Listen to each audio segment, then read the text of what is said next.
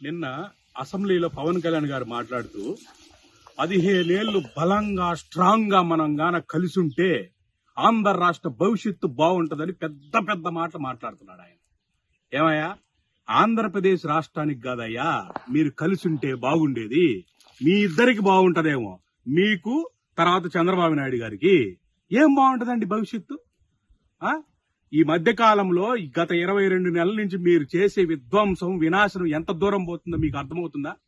ప్రశ్నిస్తాను, అవసరమైతే నేనే ప్రతిపక్ష పాత్ర పోషించి చంద్రబాబు నాయుడిని క్వశ్చన్ చేస్తానని అన్నావు.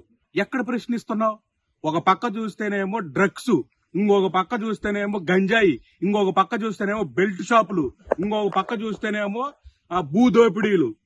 ఈ రకంగా జనాల మీద పడి మీ జన సైనికులు కావచ్చు, తర్వాత టీడీపీ వాళ్ళు కావచ్చు, జనాలను పీక్కుదంటున్నారు, రక్తం దాగేస్తున్నారు. ఎక్కడ పడుకున్నావు నువ్వు పోయేసి? ఈరోజు భూదోపిడీ ఏ రకంగా జరుగుతుందో తెలుసా? అమరావతి గురించి పెద్ద పెద్ద లెక్చర్లు ఇచ్చావు.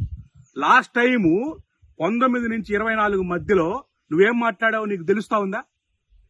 సింగపూర్ రాజధాని ఎంత ఉంది, తర్వాత నాకు చెప్పింది మంగళగిరిలో 180 ఎకరం ఉంది, 1800 ఎకరం ఉంది, అది సరిపోయిద్ది, అందుకే నేను యాక్సెప్ట్ చేశాను. ఈ సొల్లు మాటలు చెప్పావు కదా. ఈరోజు 33,000 ఎకరం అని చెప్పేసి భూదోపిడి జరిగింది.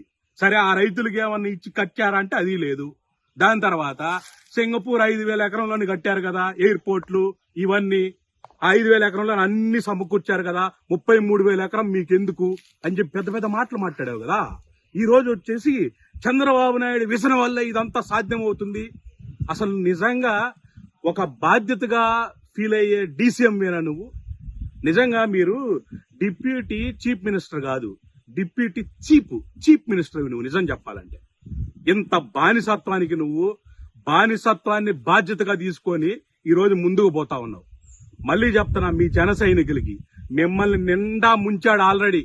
భవిష్యత్తులో కూడా మీరు గాని ఆయన నమ్ముకుంటే మాత్రం నిండా కాదురా నాయన, నట్టేట్లో నడి సముద్రంలో ముంచేసి ఆ తర్వాత మీ సాగు మీరు కావండి డిసైడ్ అయిపోతాడు. కాకపోతే ఏందండి మీరు చేసేది? డ్రగ్స్ మీద ఏమన్నా మాట్లాడినావా? భూదోపిడీ మీద ఏమన్నా మాట్లాడావా? మీ జన సైనికులు ఒకసారి చూడండి, మీ ఎమ్మెల్యేలు ఏం చేస్తున్నారు. మీరే కదా మొన్న ప్రెస్ మీట్ లో ప్రెస్ మీట్ దగ్గర మాట్లాడుతున్నారు. ఏమని మాట్లాడుతున్నారు? మీరు గాని ఆపకపోతే చంద్రబాబు నాయుడు చెప్పేంత వరకు మీరు ఎందుకు తెచ్చుకుంటున్నారు? నేను చెప్పేంత వరకు మీరు ఎందుకు తెచ్చుకుంటున్నారు? కూటమి నాయకులనే కదా మీరు మాట్లాడి ఉద్దేశించి.